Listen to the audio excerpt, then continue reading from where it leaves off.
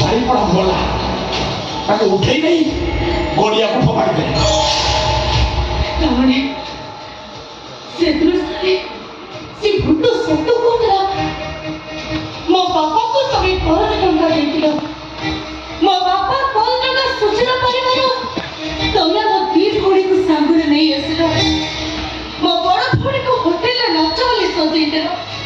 ମୋ ଭଉଣୀ ଲୁଚିକି ପଳେଇ ଆସିଲା ବୋଲି ତମେ ତା ତଣ୍ଟି ଚିପି ତାକୁ ମାରିଦେଲ। ତାକୁ ମୁଁ ମାରିଛି। ଆଉ ଏବେ ତ ହୋଟେଲକୁ ଯିବ ତୋତେ ବିକିବି ଟଙ୍କା ଧରିକି ଆସିବି। ଚାଲୁ ସାଙ୍ଗରେ ଚାଲୁ ସାଙ୍ଗରେ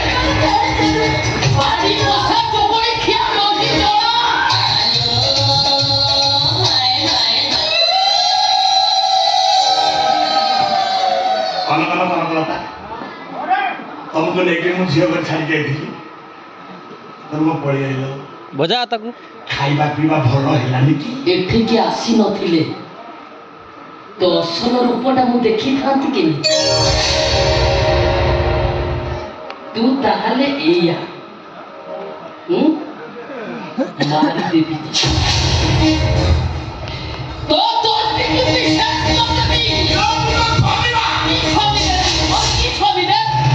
এইଥିପାଇଁ ବାରିଖିଆ ମୋ ପାଖ ପଶୁନ। କଥା ବାର ବ୍ରତ କଥା କହି ମୋ ପାଖରୁ ସବୁବେଳେ ଦୂରେଇ ରହୁଥିଲୁ ନା। ଆଜି ତ ଅସଲ ମୁଖାଟାକୁ ସମସ୍ତଙ୍କ ଆଗରେ ଖୋଲିଦେବି। ଆଜି ସମସ୍ତେ ଜାଣିଥିବେ ତୁ କଣ।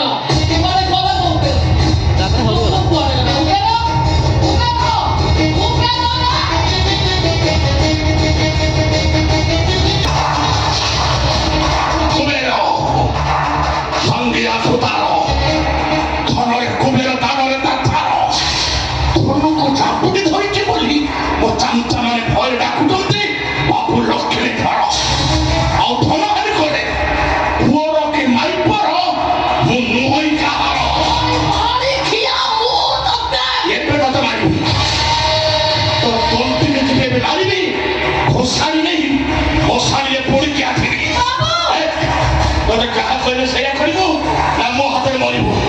ତାର ସାଙ୍ଗେ ଯିବ ସେ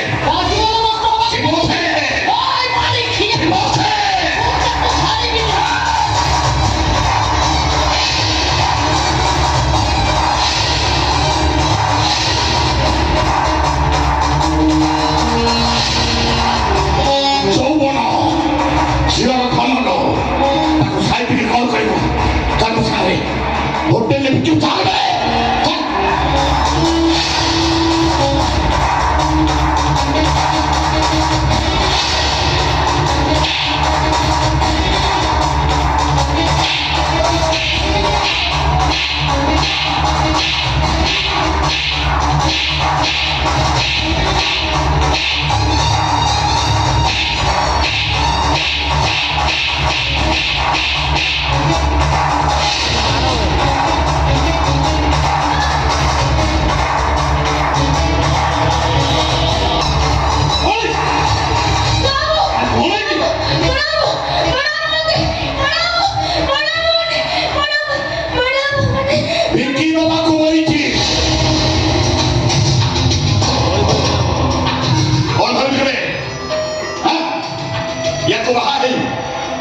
ବହୁ ହେଲେ ବଡ ରଖତିଆ ମୋ ପାଇଁ ମୁଁ ପଇସା ଖର୍ଚ୍ଚ କରି ତମ ମାନଙ୍କୁ ସବୁ ପୋଷିବି।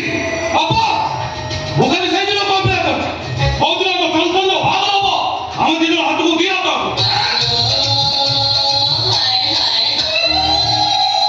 ମୁଁ ବି ସେଇ ସୁଭଦ୍ରକୁ ଅପେକ୍ଷା କରିଥିଲି। କୋଉଦିନ ଛନଛନେ ବାହା ହେଇକି ଯିବ ଇଏ ଛୁଞ୍ଚିକି ନେଇ ମୁଁ ହୋଟେଲରେ ବିକିବି।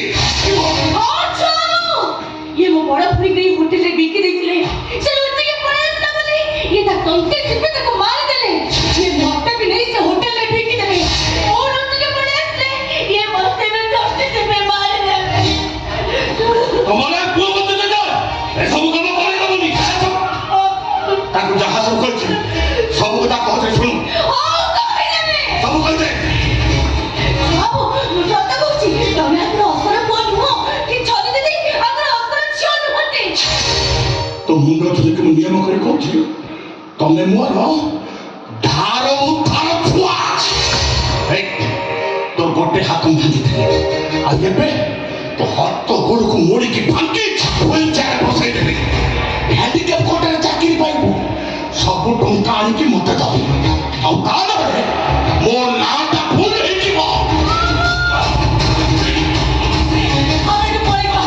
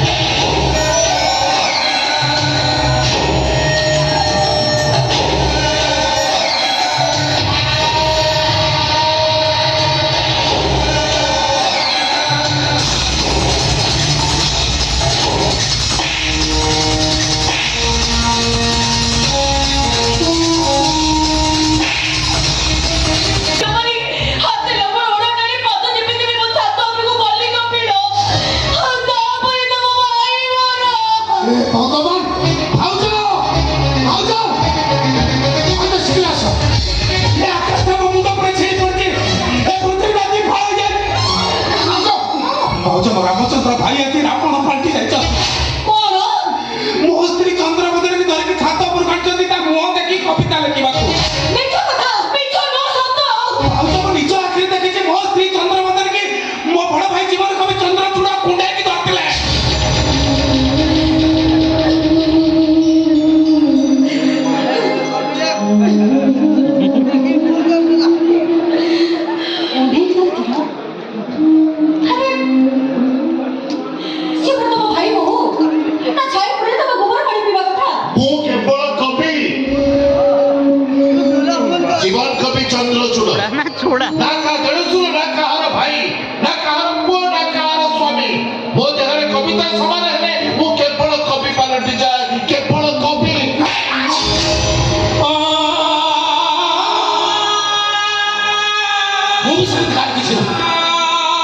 ମୁଁ କେବଳ କପିଳେନ୍ଦ୍ର ମହାପାତ୍ର ଓଏସ୍ ଅଫିସର ବାସ୍ ଭାଉଜ ବାସ୍।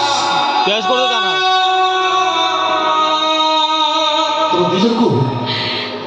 ତମ ଦି ଜଣକୁ ମୋ ବାପା ବୋଉ ଆସିଲେ ବସେଇଥିଲି। ବଡ଼ ଭାଇକୁ ବାପା ବୋଲି ଭାବୁଥିଲି। ଦିନ ରାତି ପରିଶ୍ରମ କରି ତମ ପେଟକୁ ଦାନା ଯୋଗାଉଥିଲି। ନିଜ ପେଟରୁ କାଟି এই ভাইকে দিস্তা দিস্তা কাগজ ଦେଇଛି କବିତା ଲେଖିବା ପାଇଁ। ମୋ ମନର ବିରାଟ ଗର୍ବ ମୋ ବଡ଼ ଭାଇ ଜୀବନ କବି ଚନ୍ଦ୍ରଚୂଡ଼ ବାସ୍ତବ ଧର୍ମୀ କବି ନୋବେଲ ପ୍ରାଇଜ ପାଇବ। ଏମିତି ବାସ୍ତବ ଧର୍ମୀ କବି ତମେ ନିଜ ଭାଇ ବୋଉକୁ ନେଇ ଆସିଛ ତା ମୁହଁ ଦେଖି କବିତା ଲେଖିବାକୁ। ଏମିତି ବାସ୍ତବ ଧର୍ମୀ କବିତା ଲେଖୁଛ। ଦେଖ ଭାଉଜ ଏ ଘଟଣା ଆଗକୁ ବଢ଼ିବା ପୂର୍ବରୁ ମୁଁ ମୋ ସ୍ତ୍ରୀକି ଧରି ଘରେ ଛାଡ଼ି ଚାଲିଛି ବାସ୍। ଆରେ କପିଳ ତମ ସେମିତି କୁହନି। ତମେ ଘର ଛାଡ଼ିଯିବ ଦରକାର ନାହିଁ। ମୁଁ ଏ ଘର ଛାଡ଼ି ଚାଲିଯିବି। ୟାକୁ ବି ଏ ଘର ରହିବାକୁ ଦେବିନି। ନୂଆ ବୋଉଟାକୁ ନେଇ ତମେ କୁଆଡ଼େ ଯିବ ତମେ? ତମର କିଛି ଚିନ୍ତା କରିବା ଦରକାର ନାହିଁ ଅପା। ଆମର ଯୋଉଠି ଚାକିରି କରିବୁ ସେଇଠି ରହିବୁ। ତମେ ଚାଲୁ କପିଳ ଆମେ ଘର ଛାଡ଼ି ଚାଲିଯିବା। ଚାଲ ତମେ ଯିଏ ଯୁଆଡ଼େ ଯିବା କଥା ଚାଲି ଯାଅ। ମୁଁ କିନ୍ତୁ ସାରା ଜୀବନ କବି ହେଇ ବଞ୍ଚିବି। ମଲା ବେଳେ କବି ହେଇ ମରିବି। ମରିଗଲା ପରେ ଲୋକମାନେ କହିବେ ଜୀବନ କବି ଚନ୍ଦ୍ରଚୂଡ଼ ଆଉ ଆମ ଗହଣରେ ନାହାନ୍ତି। କବି ପରା ଦ୍ୱିତୀୟ ଈଶ୍ୱର। ଈଶ୍ୱର କଣ ପାପ କରିପାରେ? ଯେ ପାପ କରେ ସେ କବି ହେଇପାରେନି। ଭାଇ ଲକ୍ଷ୍ମଣ ହେଇପାରେ ନହେଲେ ବିଭୀଷଣ, ହେଲେ କବି ସବୁବେଳେ କବି ଭୂମିକାରେ। କବିତା ଲେଖୁଥିଲି ଲେଖୁଛି ଲେଖୁଥିବି। ମହିଳା ବୌଦ୍ଧ ତଳେ ଚନ୍ଦ୍ର ହସେ ମୁଚୁକୁନ୍ଦ ହସ। ପତଙ୍ଗ ମରୁଛି ଏଠି ଦୀପ ଆଲୁଅରେ ମନ ତଳେ ଅସୁମାରୀ ଶୋଷ। ମିଛ ତମେ ଚନ୍ଦ୍ରବଦନୀ ହସ ଲୁହ ରାଗ ରୁଷ ସବୁ କିଛି ଲଗ୍ନ। ପ୍ରଣୟିନୀ ଭୂମିକାରେ ତମେ ମାୟାବିନୀ। ଯେତିକି ସରଳ ତମ କୁହୁକ କିରଣ ସେତିକି ଜଟିଳ ତମ ବେଶ ଆଭୂଷଣ। ମିଛ ତମେ ଚନ୍ଦ୍ରବଦନୀ ମାରିବାକୁ ମୂର୍ଖ ଶୋଷକକୁ ବାଟ ବଣା କର ତମେ ପୀଡ଼ିତ ରଜନୀ।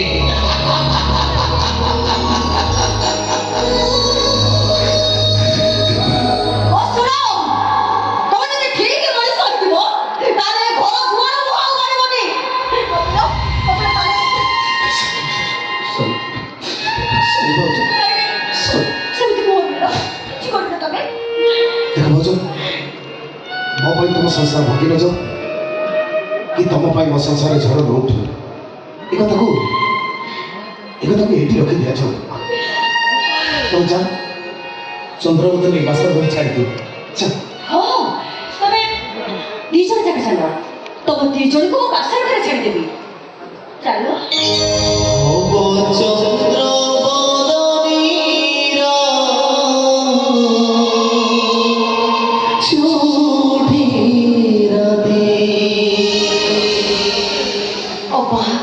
ଶୁଣ ଯେତେ ଯାହାହେଲେ ପରପୁରୁଷ ମୋତେ ଛୁଇଁଛନ୍ତି। ମୁଁ ଅପବିତ୍ର ହେଇ ସାରିଛି। ଏବେ ଗୋବର ପାଣି ଗାଧେଇ ପବିତ୍ର ହେବି। ତାପରେ ସେଇ ଆମର ଚୌଠି ହବ। ଚୌଠି ଆଜି ନା ଚୌଠି ଆମର କାଲି ହବ।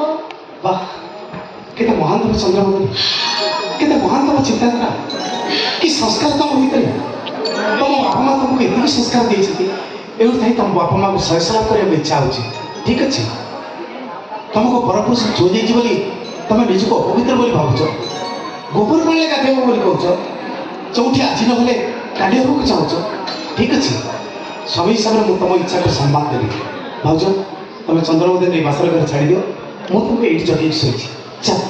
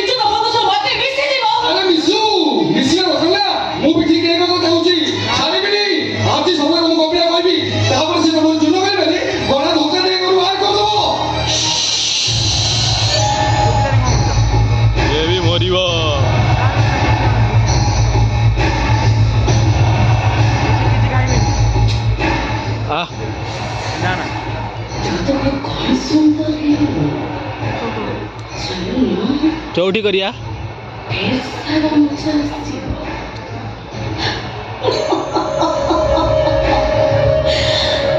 କହିବୁ ଚିକା କରୁଛୁ ଖାଇବୁ କପିଳା ହଁ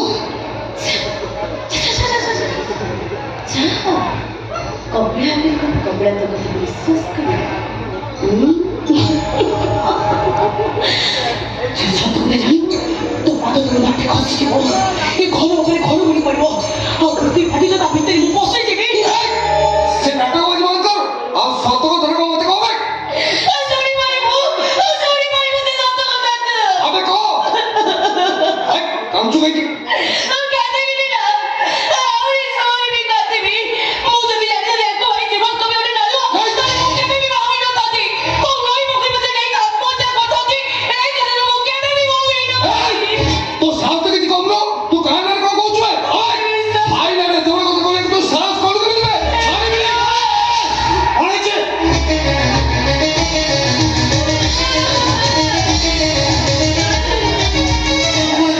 আবে কোন হয়েছে পড়বে আবে সুতারে সুতারে পড়ে গেল আর ওইটা মধ্যে দিনরা টিভি দেখে না তো ভাই ঝগড়া দিয়ে দিবে লজ্জা করতে বলতে তুই ঠিক আছে আসলে কথা অনেক তো ମୋର ଯୋଉ କଥାକୁ ଡର ଥିଲା ଆଉ ସେଇଆ ଘଟିଲା ଧନ করেছি ମୋର ଭିତରକୁ ଆଉ ଗୋଟେ ପଛପଟେ କବାଟ ଅଛି ନା ଧନ সেটা তো ভালো রোমান ভাই ସେଇ ବାଟେ ତମ ଭାଇ ଜୀବନ କରି ମୋର ଭିତରକୁ ପଶି ଆସିଲେ ମତେ ଖାଲି ଛାତ ଉପରେ ମୁଁ ଜଟାରେ କବିତା ଲେଖୁଥିଲି ଏମିତି ପାଣିରେ ତମ ମୁହଁକୁ ଦେଖି ମୁଁ କବିତା ଲେଖିବି আরে কপড়া মতো সেগুলো নিজ হাতে ধরছিলি আর এ পড়ে এসে ମୁଁ সেগুলো ছাড়ছিলি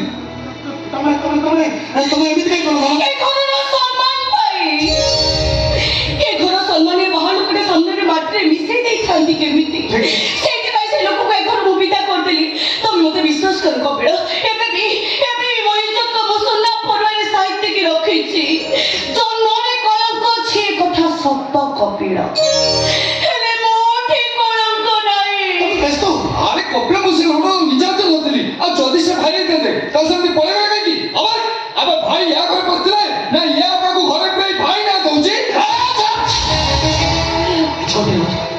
কিছু করবে না এ কথা রাখি সবাই সমাজ কপড়া বসছিলে ମିଛ କଥା ମିଛ ନୁହଁ ସତ ମୁଁ କଣ ମିଛ କହିପାରିବି କପିଳ ତମେ ବ୍ୟସ୍ତ ହୁଅନ୍ତୁ ନା। ତୋ ଭାଇ ସେତେବେଳେ ବାହାରକୁ ଯାଇଛନ୍ତି ସେ ଆଉ ଘର ଭିତରକୁ ଆସିନାହାନ୍ତି ମୁଁ ସେତେବେଳେ ଦାଣ୍ଡ ଦୁଆରେ ଉପରେ ବସିଥିଲି କପିଳ ତମ ଭାଇ କବିତା ଲେଖିବା ପାଇଁ ପାଗଳ ହେଇପାରନ୍ତି ହେଲେ ସେ ଚରିତ୍ରହୀନ ନୁହଁ ତାଙ୍କ ଚରିତ୍ରରେ ଟିକେ ବି କଳଙ୍କ ନାହିଁ বাহ সুন্দর অভিনেত্রী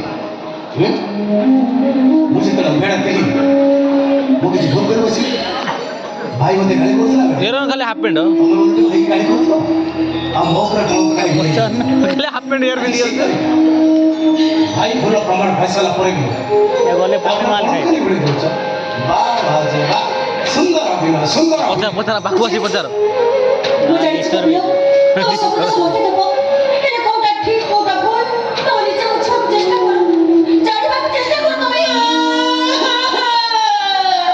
ତମେ କାନ୍ଦିଲ କାହିଁକି କାନ୍ଦିବିନି ନା ତମେ କିଛି ଶୁଣିପାରୁଛ ନାହିଁ ତମ ଭାଉଜ କେମିତିଆ କଥାବାର୍ତ୍ତା କରୁଛନ୍ତି କିଛି ବୁଝିପାରୁଛ ନାହିଁ ତମେ ତ ବ୍ୟସ୍ତ ହୁଅ କାନ୍ଦିବିନି ନା ତମ ଭାଉଜ କିଛି ଭୁଲେଇ ପକେଇକିରି ମତେ ବଦନାମ କରୁଛନ୍ତି ତମେ ତ ବ୍ୟସ୍ତ ହୁଅ ପ୍ଲିଜ ତମେ ନିଜେ ଚିନ୍ତା କର କପିଳ ମୋ ଜାଗାରେ ଆଉ କହୁଛନ୍ତି ତମକୁ ବାହା ହେଇଥାନ୍ତା ତାହେଲେ ସେ କେତେ କଣ କରିଥାନ୍ତା କେତେ କଣ ଖାଇଥାନ୍ତା ପିଠା ବର୍ଗର ଚାଉମିନ ଏସବୁ କେତେ ତମେ ଖାଇଥାନ୍ତା ତ ବ୍ୟସ୍ତ ହୁଅ ଖାଇବା ତ ଦୂରର କଥା ମୋ ମୁଣ୍ଡରୁ ଅରୁଆ ଟିକେ ଖସିଛି ମୁଁ ଜାଣିଛି। ମୋ ମୁହଁ କିଏ ଦେଖିଛନ୍ତି ଅଥଚ ତମ ଭାଉଜ ମତେ ବଦନାମ କରୁଛନ୍ତି ବଦନାମ କରୁନାହାନ୍ତି ବରଂ ତୋର ଏମିତି କଣ ଅସୁବିଧା ହେଇଛି ଯେ ତୁ ବୋଲି ସମସ୍ତଙ୍କ ଚରିତ୍ରକୁ ସଂଘାତ କରୁଛୁ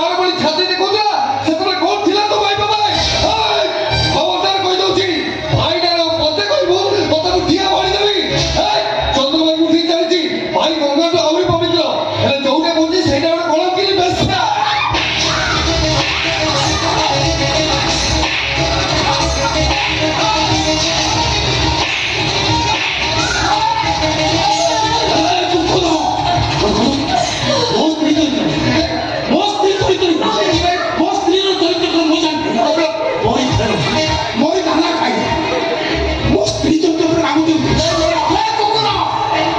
ତତେ ଗୋଟାଏ ଦିନ ଚାହିଁବେନି ତୋ ରାସ୍ତାରେ ପଡ଼ିକି ଛଟପଟାଇ ମରିବ ଅଥଚ ମୋରି ଘରେ ରହି ମୋ ସ୍ତ୍ରୀ ଚରିତ୍ର ଉପରେ ଆଗୁ ଉଠେ ଭାଷା ମଗରୁ ଭାଷା ମଗରୁ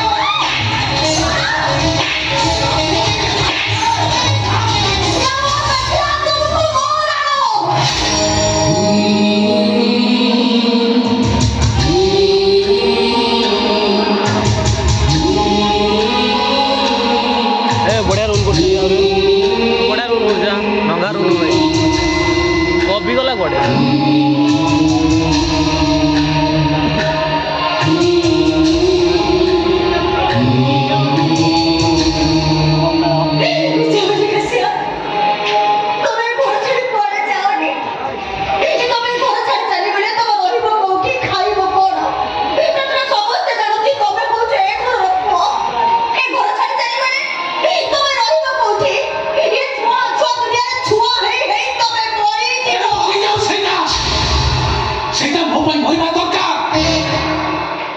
ମରିବାକୁ ମୋର ଦୁଃଖ ନାହିଁ କପିଳ ବର୍ଷା ପକେଇଲା କାହିଁକି ନାହିଁ ଦୁନିଆରେ ମୋ ନିଜ ବୋଲି କେହି ପାରୁଛନ୍ତି ତୋ ନିଜ ତ ମୋ ଘଟିଛି କାହିଁକି ନା ମୁଁ ମରିଗଲି ମୋ ପାଇଁ କେହି କାନ୍ଦିବେନି ହେଲେ ତୁ ମରିଗଲ ତୋ ପାଇଁ ଆମେ ସମସ୍ତେ କାନ୍ଦିବ ସମସ୍ତେ ତାହେଲେ ତମେ କାନ୍ଦିବ ନାହିଁ ଜାନୁ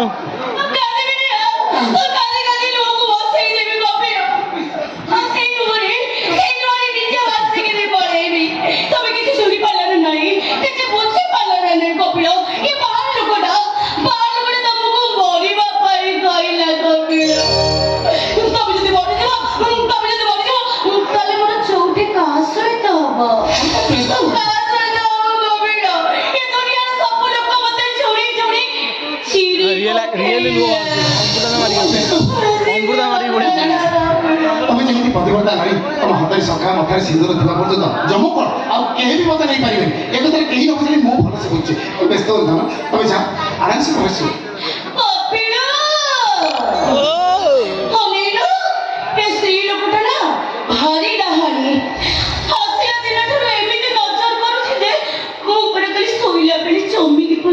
ଜାନୁ ତମେ ଚମକୁଚ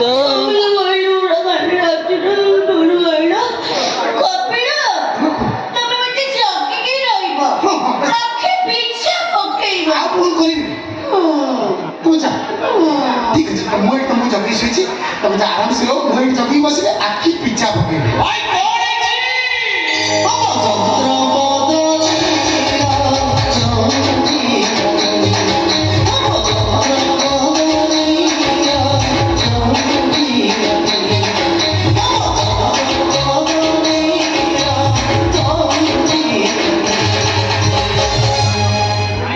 ଜାନୁ ଚମକୁଛି ସବୁ ଯାତ୍ରା ସିନେମା କାହାଣୀ ଭାଇ ଭାଇ ଭିତରେ ଭିନେ ହୁଅନ୍ତି ଗାଁର ବନ୍ଧୁଦର୍ଗ ବସନ୍ତି ଏଇ କଂସା ବାସନ ଖୋଲା ବାଉଁଶିଆ ସବୁ ଅଲଗା ହୁଏ ଖଟପଲଙ୍କ ଭାଗ ହୁଏ ମୁଁ କିନ୍ତୁ ସେମିତି ଯାତ୍ରା କରିବାକୁ ଚାହୁଁନି ମୁଁ ତୁମ ଦୁଇ ଜଣକୁ ମୋ ଛାତିରୁ କାଢ଼ିଦେବାକୁ ଚାହୁଁଛି ତମକୁ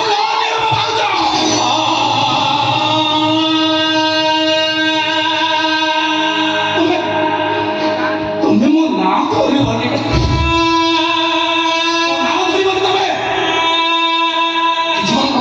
ମରିଗଲେନି ମୁଁ ତାକୁ ଶୋଧି ହେବିନି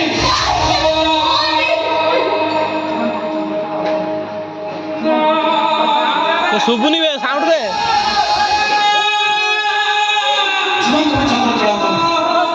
ଆମେ ଦି ଜଣ କେବେ ଚାହୁଁନଥିଲ ଶୋଷା କରେ ଘରେ ବସାଏ ମୋର ପିଲା ଛୁଆ କୁହନ୍ତୁ କେବେ ଚାହୁଁନଥିଲ ତମେ ଚାହୁଁଥିଲ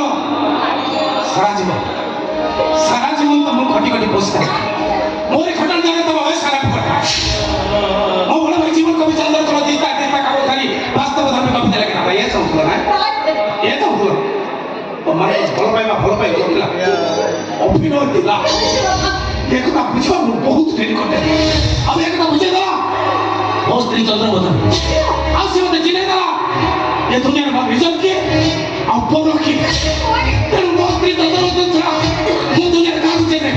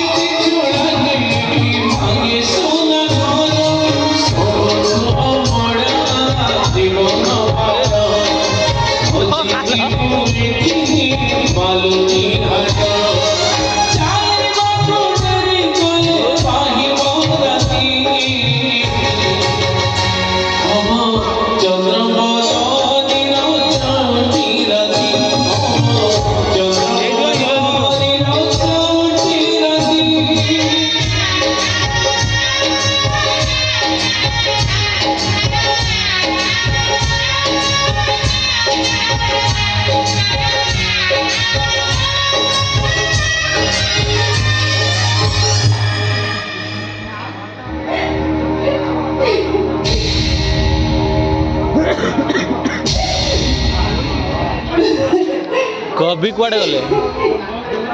ଚନ୍ଦ୍ରବଦନ ତାକୁ ଜନ୍ମ ହିସାବରେ ନେଇଯାଇଛି ଭାବୁଛି। ତା ଆଖିରେ ପାଖିଏ ଶୁକ୍ର, ସେ ଆଉ ମଣିଷ ହିଁ ନାହିଁ। ସେ ଚନ୍ଦ୍ରବଦନ ଧରି ବହୁତ ରୁପି କରିପାରୁଛି। ଛାତ୍ୟ ତାକୁ ତାକୁ ଛାତ୍ୟ ସେ ଆମ କିଏ? ସେ ଆମ ନାଇଁ ଭାବୁଛ ନାଇଁ, ତମେ ଜାଣିଛ ଭାବୁଛ ଆଗରେ ଭାସି ଯାଉଥିବା ପିମ୍ପୁଡ଼ିଟା ବେଳେ ବେଳେ ଗୋଟା କେବେ ଆସିଲା। ଏଇଟା ସିଏ ଅନୁତ୍ତର ପାଇଁ ଘରେ ଆଶ୍ରୟ ଦେଇଥିଲା। ଆଉ ଅଚେତ ସବୁ ଚାଲିଯିବା କହୁଛି ନାଇଁ ଭାବୁଛ ନାଇଁ, କପିଳାସ ଗୋଟେ ମତ କଥା ମାନେ ମୁଁ ଶାନ୍ତିରେ ନିଶ୍ୱାସ ମାରିପାରିନି। ଚାରିଟା ହେଲାଣି। ଆଉ ଅଚେତ କପିଳା ଘରକୁ ଚାଲିଯାଇଛି। ମୁଁ ବେଘର ଚାଲି ଯିବି, ସବୁଦିନ ପାଇଁ ଚାଲିଯିବି, ସବୁଦିନ ପାଇଁ। क्या हुआ कसिया? আমি যদি ঘর ছাড়ি চলে যাব তাহলে কালি সকালে মোবাইল খবর পাইব।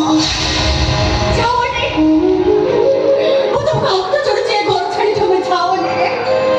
ତମ ଦି ଜଣଙ୍କୁ ଛାଡି ମୁଁ ବଞ୍ଚି ପାରିବିନି। ମୁଁ ମରିଯିବି ମୁଁ। ଯାଓନି, ମତେ ଛାଡି ତମେ କୁଆଡେ ଯାଓନି। ଶୁଣ ତମେ ଭଲ ତାକୁ ଜାଣ, ଆମେ ଶାଗ ପଖାଳ ଖାଇଲେ ତମେ ବି ସେଇ ଶାଗ ପଖାଳ ଖାଇବ। କିନ୍ତୁ ଏ ଘର ଛାଡି ମତେ ଛାଡି ଯିବା କଥା କୁହନି। ମରିଯିବି ମୁଁ ମରିଯିବି। ମୁଁ ଠାକୁରଙ୍କ ପାଖରେ ପ୍ରାର୍ଥନା କରିବି କପିଳ ଚନ୍ଦ୍ରମଦେବୀଙ୍କୁ ନେଇ ସୁଖରେ ଚଉଥି ରାତି କରନ୍ତୁ। ଚାଲ କାଶିଆ ଭିତରକୁ ଚାଲ।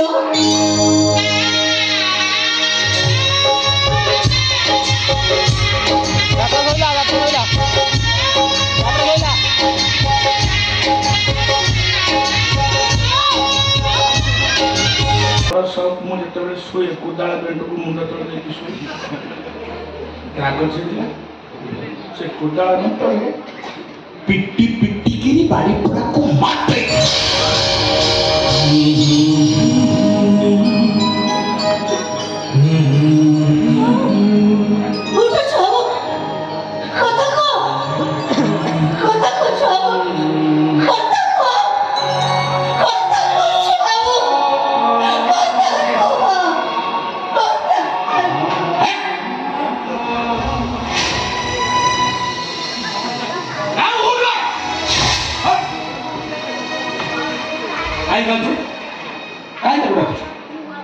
ମଲା ମଣିଷ ଡାକିବାକୁ ଉଠୁନି, କାହିଁ ତାକୁ ଡାକୁଛୁ କହୁନ? ନିଜ ରକ୍ତରୁ ନିପୁଣି ମାରିଦେଲଣି। ମଣିଷ ପଡ଼ିଆକୁ ମାଟିରେ ମିଶେଇଦେଲ। ଚାହିଁଥିଲେ ତ ଏ ଘରଟାକୁ ବାହାର କରିଦେଇଥାନ୍ତ। ଜୀବନ ନେଇ ଗଲ। ମୋ ଛୁଆକୁ ଭଲ ପାଉଥିଲି ବୋଲି ମାରିଦେଲ ନା ତମେ ତାକୁ। ତମେ ମତେ ମାରିଛ, ଯେମିତି ମୋ ବଡ଼ ବୁଢ଼ୀ କରିଦେଇଥିଲ ସେମିତି ମତେ ବି ମାର। ତତେ ମାରିଥିଲେ ମୋ ମୂଳ ବୁଡ଼ି ଯିବ। ତୋ ବାପା ମୁଠା କର୍ମ ଖାଇଥିଲେ ତ ବଡ଼ ଭଳି ଶୁଣି ପାରିଲାନି। ଖଟ ଗୋଡ଼ରେ ଛେଚି ଛେଚିକିରି ମାଇଲି। ଏବେ ତୁ ବଞ୍ଚିଯିବ, ସିଏ ଟଙ୍କା ତୁ ମତେ ଶୁଝିବ। ଆଉ ଶୁଣ, ଏ ଟଙ୍କାକୁ ଯେତିକି ଦିନ ପ୍ରେମ କରିଛୁ, ଯେତିକି ଚୁମା ନାଚି ଦେଇଛୁ, ଚୁମା ଗୋଟାକ 50,000 ଟଙ୍କାର ହିସାବରେ ମତେ ଶୁଝିବୁ। ତାପରେ ତତେ ହୋଟେଲରେ ବିକିବି। କାହିଁକି ପାଠ ଖରାପ ହେଲେ ଟଙ୍କା କମିଯିବ। ଭିତରକୁ ଯା।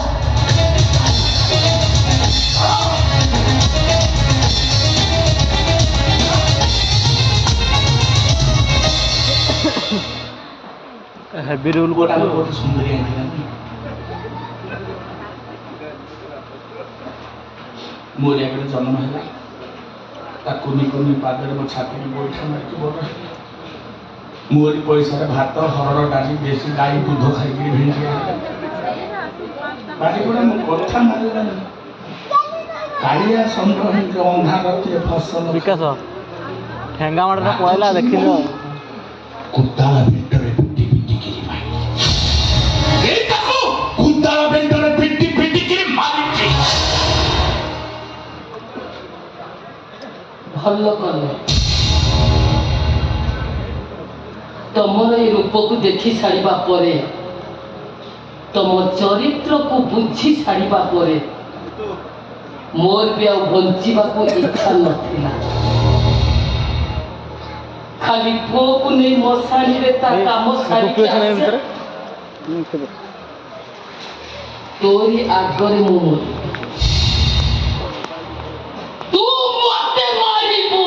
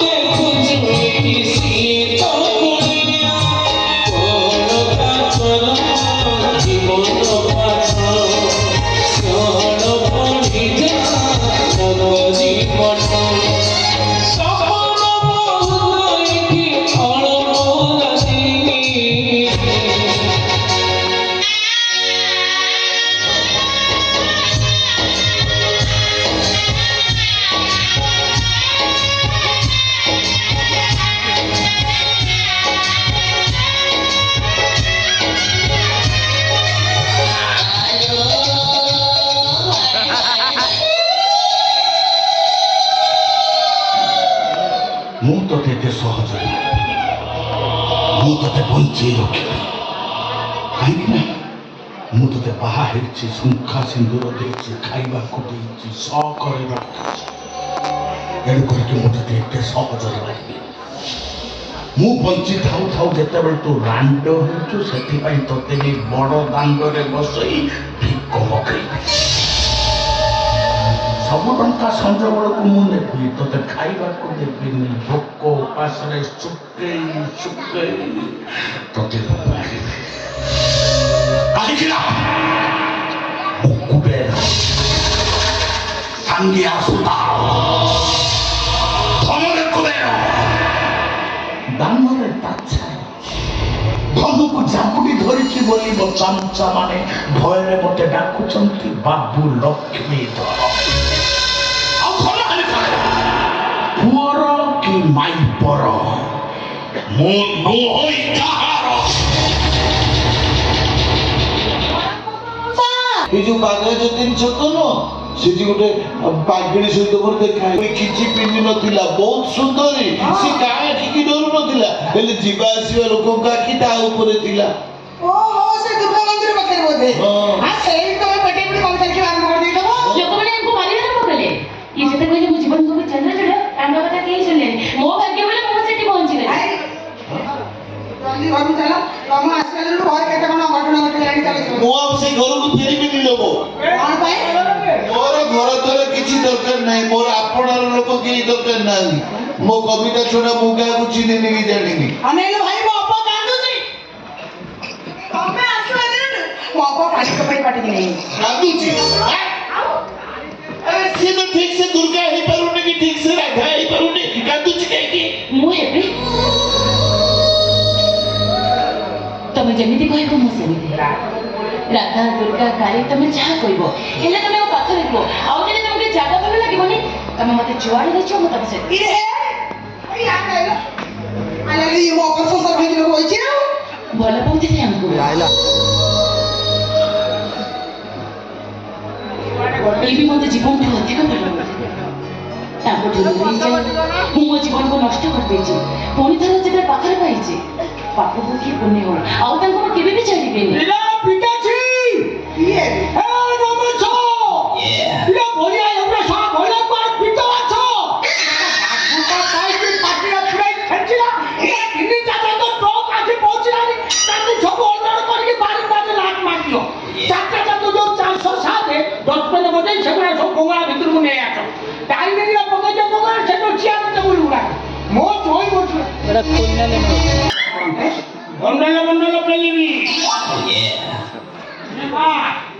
ତୁ କଣ ତୁ ଗାଡୁ ଅଛୁ ନା ପାଏ? जल्दी कहबू पारिबो छु पेलेबी 15-20 लाख पेलेबी एते भल भल देखि भल घर देखि तोर बाहर कर देबी तू तोर खुशी रे संसार करिबू एला मत जीवन कभी चंद्रपुर पर नजर पकेबू का कथा तमे सब भूली जा पोशाक बदलले पुଣି ସ୍ୱାମୀ ସ୍ତ୍ରୀ ଯଦି ଅଦଳ ବଦଳ ହୁଅନ୍ତେ ଆଉ ସମାଜ ସେଇ କଥାକୁ ନେଇ ପାପ ପୁଣ୍ୟର ଅଙ୍କ କଷନ୍ତା ନେଇ କେତେ ସୁନ୍ଦର ହୁଅନ୍ତା ନା ବୋ ଆରେ କୋଉ କଥା କେତେ ସୁନ୍ଦର ହେଇଥିଲା ନା ମୋର ତମର ଖାଲି କବିତା ଚିନ୍ତା ଅନିଲ ତମେ ମୋ ବାପାକୁ ଭୁଲି ପାରିବ ମୋ ପାଇଁ ତା ପାଖରେ କି ପ୍ରେରଣା ଅଛି ମୋ ମୁଁ କବିତା ଲେଖିଲେ ସେ କ'ଣ ରାତି ଉଜାଗର ରହେ ଶୋଇ ପଡ଼େନି ଗୋଡ଼ ନିଦରେ ଆଜି ଯାଇ କବିତା ଲେଖି ଲେଖି ଗୋଟେ ବଡ଼ ପୁରସ୍କାର ପାଇପାରିଲେନି ସେଥିପାଇଁ ତ ଅପା ଦାୟୀ କିନ୍ତୁ ବାପା ମୁଁ କଥା ଦେବି ମୋ ଝିଅ ଦାୟୀ ରହିବ ତମେ ଧର ଗଦା ଗଦା ପୁରସ୍କାର ଦେବ ଆଲିମିରା ଫୁଲ ଉତ୍ତର ପାଇବ ମୁଁ କଥା ଦବ ଏ ମା ମୋ ଜଇନେ ତ କବିତା ଲେଖା ପ୍ରସ୍ତୁତି ହେଲେ ତୁ ବିଭିନ୍ନ ପ୍ରକାର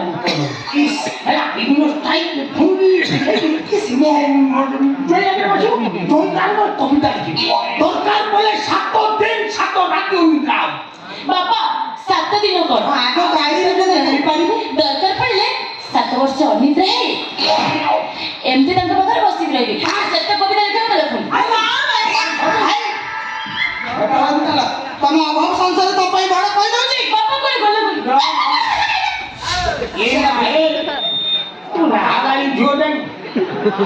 ଜଣା ପଡୁଛି ସେମିତି କାକର ଖାଇ ଭଳିଆ ହଉ ନା କୋଉଥିରେ ଆଇଛି ମୁଁ ରେଳରେ ଆଇଛି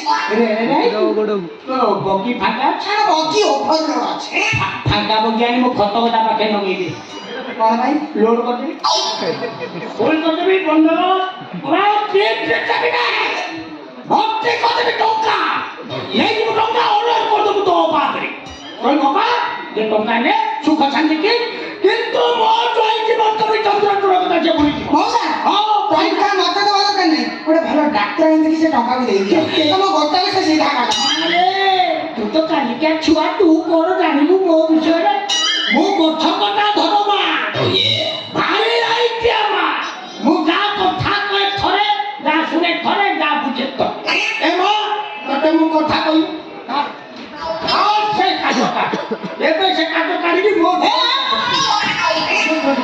ମୋ ପା ସଂସାର પર ମୁଁ କାହିଁ ନଜର କରିବାକୁ ଦେବିନି ଆଗୁରି ଆମକୁ ଭଲ ପଡୁଛି ବାହାରୁ ବାହାରୁ ହେବି ହେଲୋ ନେଇ ହେବି ଶୁଣିଛି ହଁ ତମ କାହାଣୀ ସବୁ ମୋ ଭାଇଙ୍କଠୁ ଶୁଣିଛି ଶୁଣି ଭାଇ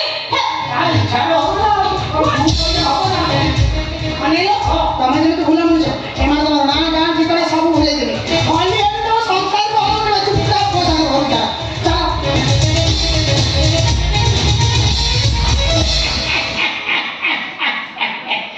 ଦେଖିଲ ପୁଣି ଘରର ଛୁଆ ପାଇନେ ଟାଣି ପଡ଼ିବ ବାପା ନେଇଗଲା ମୋ ଜଣ ତୋ ବୋପାରେ କ'ଣ ଭାସିଗଲା ତୋ ବାପା କିଏ କହିଲୁ ଗଛ କଟା ଧରମା ହଁ ଭାରି ନାଇକିଆ ମା ଏକାରି ଗଛକୁ ସେପାରେ ଧୋଇଲା ବାଲା ଇଏ ନେଇକିରି ଗଲା ତ ନେଇଯାଉ ଆକୁ କାକତୁଆ ବାଣ ମାରିଛି ଲୋ ମା ଆକୁ କୋଉଠି ସେ ରଖିବ ଯଦି ନାଇଁ ସାତ ସମୁଦ୍ର ଉତ୍ତର ନଈ ପାଣି କରିକି ଯଦି ନାଇଁ ଲୁହାର ସିନ୍ଧୁକ ଭିତରେ ରଖେ ତଥାପି ସେ ଭାଙ୍ଗିକି ଜୈବର ଆସିବ ହିଁ ଆସିବ ସତ ଯଦି ନ ଆଇଲା ମୋ ସାଙ୍ଗରେ ପଘା ନେଇକି ଯିବୁ ଗାଈକି ବାନ୍ଧିଲା ଭଳିଆ ବେଟେ ପକେଇଦ ବାନ୍ଧି ନେଇକି ଗାଈକି ଯେମିତି ଧରିକି ଚାଲନ୍ତି ଆଗେ ଆଗେ ଚାଲିବ ଆଉ କ'ଣ ମୋ ବାପା କେତେ ଭଲ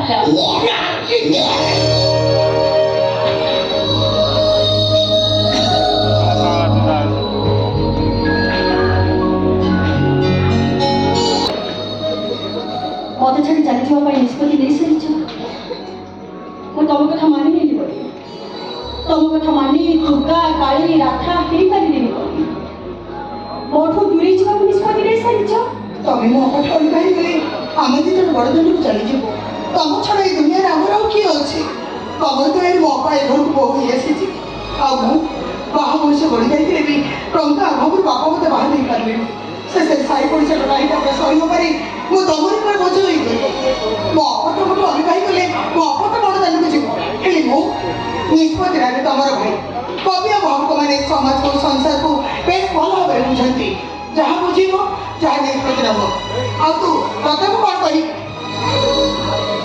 ସ୍ତ୍ରୀ ଅର୍ଥ ତୁ ଏଇଆ ବୁଝିଛୁ ସ୍ୱାମୀକି ରାନ୍ଧି ବାଢ଼ି ଖାଇବାକୁ ଦେବ ସ୍ୱାମୀ ପାଇଁ ସେଜ ପାଇବା ବାହାଘର ଏତେ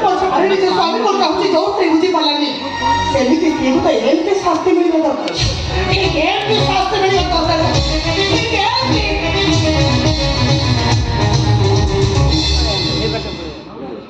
ମତେ ଛାଡ଼ି ଚାଲିଯିବା ପାଇଁ ନିଷ୍ପତ୍ତି ନେଇସାରିଛ।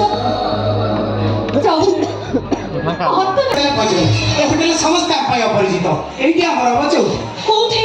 ଏଇଠି ଦେଖ এই জায়গা কাই মতে ভালো লাগুনি, তাছাড়া ମୋ ସ୍ୱାମୀର ପଇସା ଖର୍ଚ୍ଚ এটা ମୁଁ କେବେ ବି ଚାହିଁବିନି। ତମେ ଚାଲ ଆମେ ଘରକୁ ଫେରିଯିବା ଚାଲ। ଗେଲୁ ମୁଁ ଜାଣିଥିଲି ତମ ସଂସ୍କାରୀ, କିନ୍ତୁ ତା ଭିତରେ ଶୁଣ୍ଠି ହେଇଯାଇଛି ମୁଁ ଜାଣିଥିଲି। ପୁରା ସିଧା ଗଲେ କଣ ପଇସା ଖର୍ଚ୍ଚ, ପଇସା ତ ମୋର ଖର୍ଚ୍ଚ, ତମେ କାଇଁ ଟେନସନ ହଉଛ? କିଛି ନାହିଁ, ଏଇଠି ଆମର ହବ ଚଉଠି। ଦେଖ ଚଉଠି ରାତିରେ ଗୋଟେ ନୀତି ନିୟମ ପରମ୍ପରା ଥାଏ। ଏଠି ନା ବାସନ ଅଛି, ନା ଫୁଲ ସଜ୍ଜା ଅଛି, ନା କ୍ଷୀର ଗ୍ଲାସ ଅଛି, ନା ପୋଡ଼ା ନଡ଼ିଆ ଅଛି। ମୁଁ କହିଦେବ 2023 ମସିହାରେ ଠିଆ ହେଇଥିବା କଥା ମନେ ଅଛି ନା ନାହିଁ? 2023 ମସିହାରେ ହୋଟେଲରେ କ'ଣ ନାହିଁ ସବୁ ଅଛି। ବାସନ ଘର ଅଛି, ଫୁଲ ସଜ୍ଜା ଅଛି, ଗରମ କ୍ଷୀର ଅଛି। ସେ ହୋଟେଲ ମ୍ୟାନେଜର କହିଲି ଭାଇ ମୋର ଆଜି ଚତୁର୍ଥୀ ପୋଡ଼ା ନଡ଼ିଆ ଟିକେ ଦରକାର, କହିଲା ଦେଇଦେବି। ମୁଁ ଭାଇ କେମିତି ପଡ଼ିବ? କହିଲା କିଛି ନାହିଁ 10-15ଟା ଅଣ୍ଡା ଖୋଳ ପକେଇକି ପୋଡ଼ି ଦେବି ଆଉ। ଗୋଟେ ଅଣ୍ଡା ଖୋଳର କ'ଣ ପଡ଼ିବ? କହିଲା କିଛି ନାହିଁ ଆପଣ ବ୍ୟସ୍ତ ହୁଅନ୍ତୁନି, ସେଟା ଯଦି ଆପଣଙ୍କୁ ଅପରିଷ୍କାର ଲାଗୁଛି ମୁଁ ତନ୍ଦୁର ହାଟରେ ପୋଡ଼ି ଦେବି। ଓହୋ ଯେମିତି ପୋଡ଼ା ମାଛ, ପୋଡ଼ା ଛତୁ, ପୋଡ଼ା ଚିକେନ, ସେମିତି ପୋଡ଼ା ନଡ଼ିଆ। ସେ ତମ ଛାତି ହବ ଆମର ଚଉଠି ହବ। ଦେଖ ବାସନଘରୁ ବସିବାକୁ ହେଲେ ଭାଉଜ ମାନେ ନିହାତି ଆବଶ୍ୟକ। ଭାଉଜ ମାନେ ଦିଅରମାନଙ୍କୁ ବାସନରୁ ଠେଲିକିରି ପଠାନ୍ତି। ଏଠି କ'ଣ ଭାଉଜ ଅଛନ୍ତି? ଏତିକି କଥା ତମେ ଶିଖିଛ। ମତେ ଲାଗୁଛି ଆଗରୁ ଯେମିତି 4-6 ଥର ତମ ବାହା ହେଇଛ। ଏତେ କଥା ଶିଖ କିଛି ନାହିଁ, ତମେ ଖାଲି ଇମାଜିନ କର ଭାଉଜ ମତେ ଠେଲିକି ପଠେଇଲେ, ଏଇ ପଠେଇଲେ ଆସିକି ଏଠି ଛୋଟିଆ ଛୋଟିଆ 2ଟା କାଶି ଖଣ୍ଡି କାଶ। ତାପରେ ତମେ ଧୀରେ ଧୀରେ ନଈ ନଈକି ଆସିବ, ମତେ ଗୋଟେ ସରୁ ମୁଣ୍ଡିଆ ମାରିବ, ଆସ ଆସ।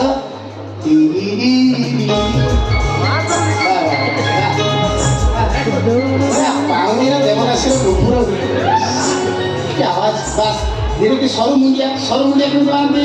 ଏଲୁ ନା ନା ନା ନା ମୋ ଧନ ନଈର ମୋ ଧନ ଅଣ୍ଟାକୁ ପ୍ରେସର ହବ ନା, ଅଣ୍ଟାକୁ ପ୍ରେସର ଦେଲା ବେଳେ କୌଣସି କାର୍ଯ୍ୟ ହବ ନାହିଁ। ତାପରେ ଧୀରେ ଧୀରେ ମୁଁ ତମ ଓଢ଼ଣା ଖୋଲିବି।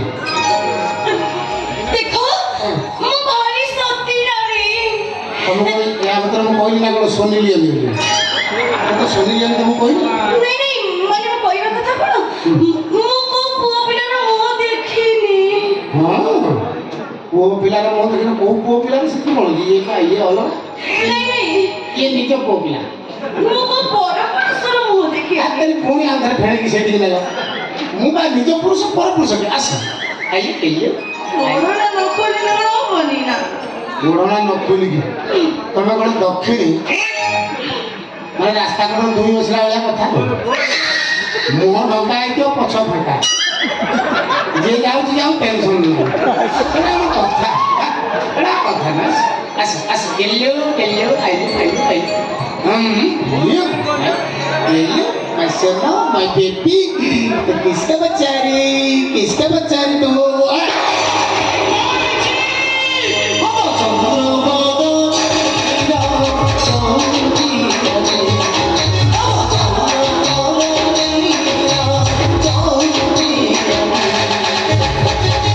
ये तो से हाटा चलिया जाली नोटो ये कौन है? चंद्रवदनी पड़ेगा चंद्रवदनी कहीं तुम कौन है? जानी पार किसी तुम्हें किए कौन तुम्हें कौन है? चंद्रवदनी कहीं ମୁଁ ଆଉ କିଏ କୁ ଝିଅ ଚାହିଁଥିଲେ ତମେ ଚନ୍ଦ୍ରବଦନୀ ଗୋଟେ ପାଞ୍ଚ ପିଲାଟେ ମୁଁ କ'ଣ ତମ ସେଇ ଚନ୍ଦ୍ରବଦନୀ? ତମେ ଚନ୍ଦ୍ରବଦନୀ ହଁ ଟେକିକି ଆଇଲ ଗୋଟେ କରିବି ନା ମୁଁ ତମେ କାଇଁ ଚନ୍ଦ୍ରବଦନୀ ମନେ ପକେଇଦେବି। ଟେକିକି ଆଇଲ କାଲି ବସି ମନଟାକୁ ଚୁମୁନି ନଥିଲା ତମର ସେଇ ଚନ୍ଦ୍ରବଦନୀ। ଚନ୍ଦ୍ରବଦନା ମୁହଁଟା ଦେଖା ହଉଛି ଗାଲ ଉପର ଗାଲ ଚଢି ଗାଲ ଚଢ଼ିଲେ କ'ଣ ଅସୁବିଧା? ଗାଲ ନୋସଳି ପଇଲାଣି ଆଜ୍ଞା ତ୍ରିଭୁଜ ଭଳିଆ ସେ ମୁହଁ ଦେଖା ହଉଛି। ଚନ୍ଦ୍ରବଦନୀ କ'ଣ ମୁଁ ଜାଣିପାରୁନି କିଛି। ବତଲାଇଲ କଥା ତ ତମେ କରିବନି ବୁଝିଲ? ମୁଁ କେତେ ସଂସ୍କାର ଚନ୍ଦ୍ରବଦନୀ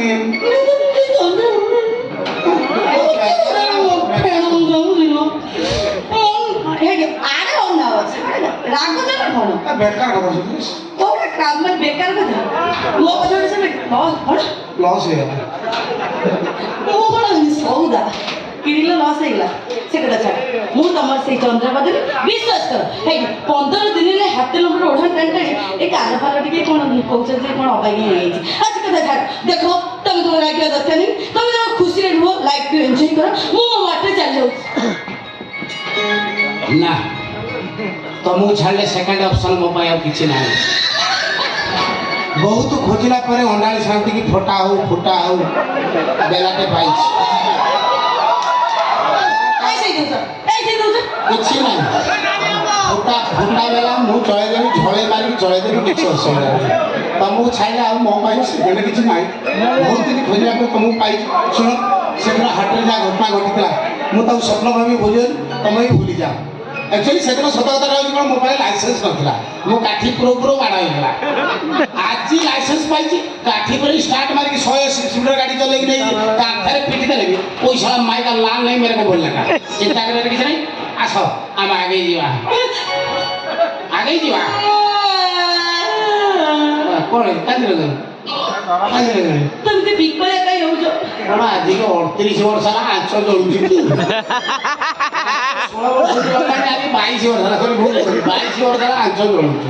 କିଛି ନାହିଁ ଗୋଟା କୁକୁଡ଼ା ବି ଫ୍ରାଏ ହେଇଯିବ। ଆସ ଡେରି କରିବା ଆସ। ଡେରି କରୁଛ କ'ଣ ଇଏ ବର୍ଷା ହେଇଛି କଢ଼ାଣ ହବ ଧୂଳ ହବ ତେଲ ହବ ଲୁଣା ହବ କ'ଣ ଟାଇମ୍ ନାହିଁ। ଆସ ଡେରି କର।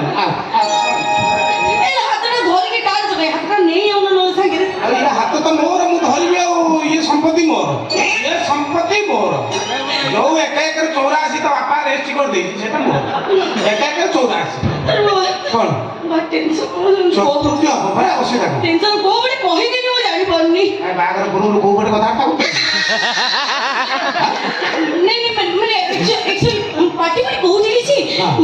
ଏବେ ବର୍ତ୍ତମାନ କୋଉ ଗୋଟେ କହିଲେ ଭଲ ଲାଗିବ କହୁନ ସେଟା ମୁଁ ଦେଖିବା ଶୁଣିବି। କ'ଣ ହେଇଛି ଯୋଉଠି କାହିଁକି ହେଇପାରିବ କାନ ଦେଖିବି କ'ଣ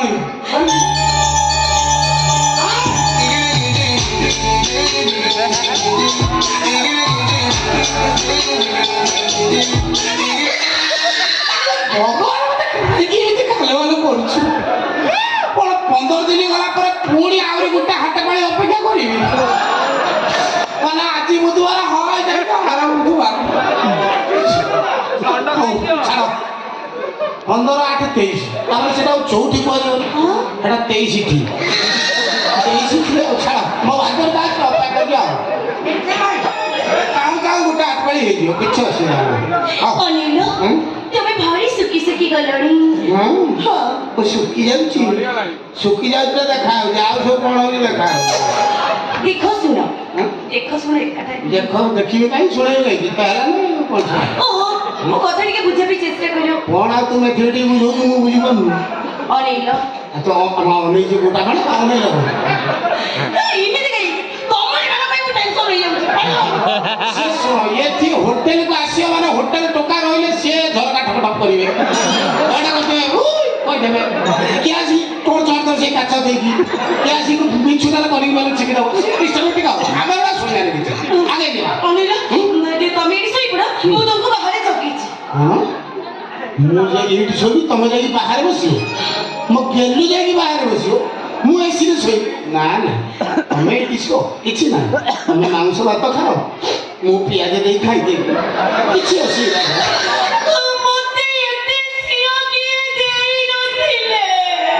କ'ଣ ଦେଇନଥିଲେ ତମ ଜୀବନର ଟୁଙ୍ଗୁରୁ ବେଳ କେହି ଆସିନଥିଲେ। ଆଜିଠାରୁ ମୋ ସିଂହ ସମ୍ପୂର୍ଣ୍ଣ ଦାୟିତ୍ୱ ତମର ଯେତେ ସୁବିଧା ହେବ 250 ଅଧ କିଲୋ 50 100 ସିଂହ ତମେ ନେଇଯିବ କିଛି ଅସୁବିଧା ନାହିଁ। 10 ଗ୍ରାମ 20 ଗ୍ରାମ ପର୍ଯ୍ୟନ୍ତ ସିଂହ ବି ଅଛି ଆମେ ଫ୍ରି ଦେଇଦେବୁ କିଛି ଅସୁବିଧା ନାହିଁ। ତମେ ଏଇଠି ଶୁଅ ମୁଁ ଯାଉଛି ବାହାର ତମକୁ ଜଗି ଶିଖି ଆସିଛି ଗେଲୁ ଆସିଛି ବାଏ। ଚନ୍ଦ୍ର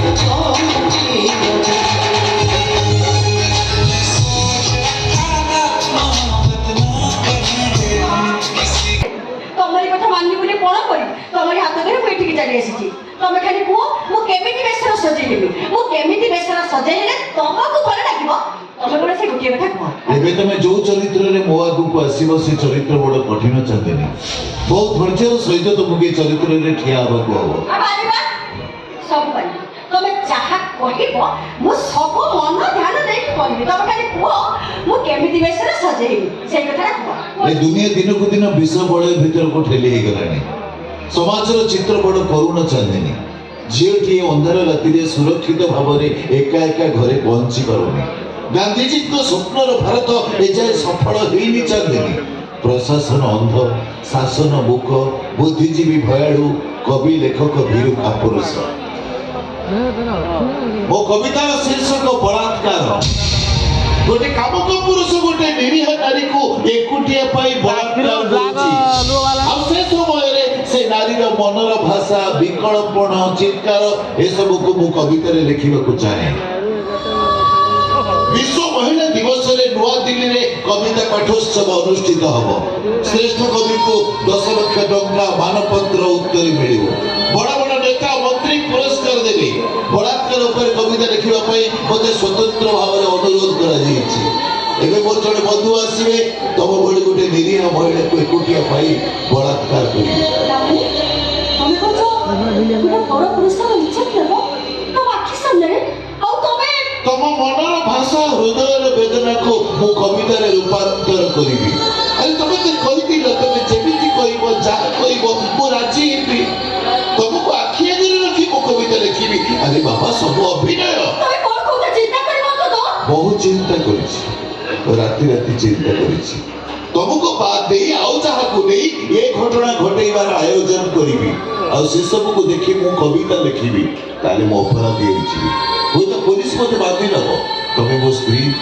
ଅଭିଯୋଗ କରିବ ତାହେଲେ ଚାଲିଯିବ ଏକୁଟିଆ ବଞ୍ଚିବାକୁ ଅଭ୍ୟାସ କରିନେବ ଆରେ ବାବା ତମେ ଭାବୁଛ କି ଏସବୁ ଘଟଣା ଘଟି ସାରିବା ପରେ ମୁଁ ତମକୁ ଘୃଣା କରିବି ବେଶୀ ଭଲ ପାଇବି ପୂର୍ବ ଅପେକ୍ଷା ଆଉ ଏତେ ଭଲ ପାଇବି ତମେ କଳ୍ପନା କରିପାରିବନି କବି ମୁଁ ଜୀବନ କବି ଚନ୍ଦ୍ରଚୂଡ଼ ଅନେକ ଚରିତ୍ରରେ ଅଭିନୟ କରିଛ ମୋ ପାଇଁ ଅନେକ କବିତା ମୁଁ ଲେଖିଛି କିନ୍ତୁ ଏଇ କବିତାରେ ମୁଁ ବିଶ୍ୱ ବିଜୟୀ ହବାକୁ ଚାହେଁ ତମେ ପାରିବ ଆସିଗଲେ ସେ ଖାମୁକ ପୁରୁଷ ଯିଏକି ହୋଟେଲର ଚାରିକାନ୍ଥ ଭିତରେ ତମ ଭଳି ଗୋଟେ ନିରୀହ ମହିଳାକୁ ଏକୁଟିଆ ପାଇ ବଳାତ୍କାର କରିବାର ଅଭିନୟ କରିବି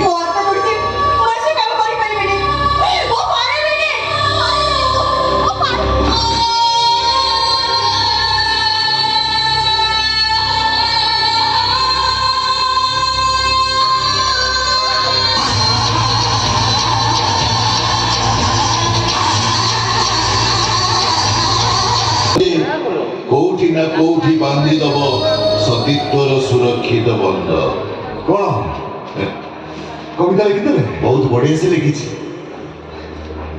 ବହୁତ ବଢିଆ ସେ ଲେଖିଛି ମୋ ଜୀବନର ଶ୍ରେଷ୍ଠ କବିତା ଶୁଣିବ ନାଇଁ ଆପଣ ସିନା ଶବ୍ଦରେ ଶବ୍ଦରେ ଲେଖିଲେ ସତରେ ସତରେ ବହୁତ ଜୀବନ୍ତ ଥିଲା ତମର ସେ ଅଭିନୟ ତମ ଅଭିନୟ ବହୁତ ଜୀବନ୍ତ ଥିଲା ଅଭିନୟ ଅଭିନୟ କଣ ସତରେ ସତରେ ବଳାତ୍କାର କଲି ନିଶାର ସ୍ୱାମୀ ମୁଁ ଅତୀତରେ ସେ ତମ ପ୍ରେମିକା ଥିଲା ତାକୁ ଭଲ ପାଇବା ସମୟରେ ତମେ ତା ସହିତ ଏମିତି କାମ କରିଥିବ ନାହିଁ ସେ ତମେ କହିପାରିବିନି କିନ୍ତୁ ଆଜି ତମ ସ୍ତ୍ରୀକୁ ପାଇ ମୁଁ ବହୁତ ଖୁସି ଆଶା କରିବି ତମର ସେ କବିତା ବିଶ୍ୱ ପ୍ରସିଦ୍ଧ ହବ ତମ ଭାଇବ ଚନ୍ଦ୍ରଶେଖର ସିଏ ହଉଛି ମୋ ପ୍ରେମିକା ତା ସହିତ ମୁଁ ସବୁଠି କରିସାରିଛି ତମେ ହଉଛ ମିଥ୍ୟା କବି ଚନ୍ଦ୍ରଚୂଡ଼ ସିଏ ନିଜ ସ୍ତ୍ରୀକୁ ବଳାତ୍କାର କରି କବିତା ଲେଖେ ଆଉ ତମ ସାନ ଭାଇ ସିଏ ହଉଛି ବଳଦ ଖାଲି ଗୁହାଳ ଜଗେ ଆଉ ମୁଁ ହେଲି ବୁଲା ଷଣ୍ଢ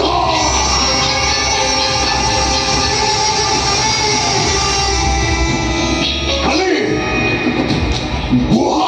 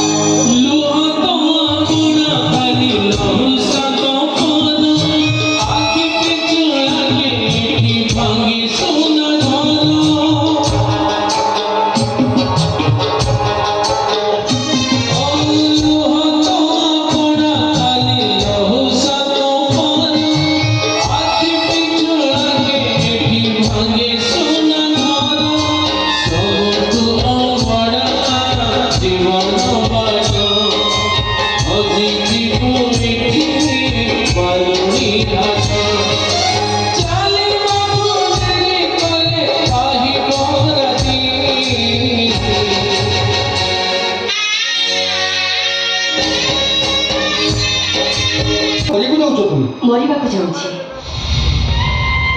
ଯୋଉଟା ମୋ ପାଇଁ ଶେଷ ରାସ୍ତା କପିଳା ତମଠୁ ଅଲଗା ହେଇଗଲା ପାଇଁ ଏ ଘରର ଅଭାବକୁ ସହି ନ ପାରି ତମେ ଏଇ ନିଷ୍ପତ୍ତି ନେଇଛ ନା ତମେ ଜମା ବ୍ୟସ୍ତ ହଉନି କାଲିଠୁ ମୋର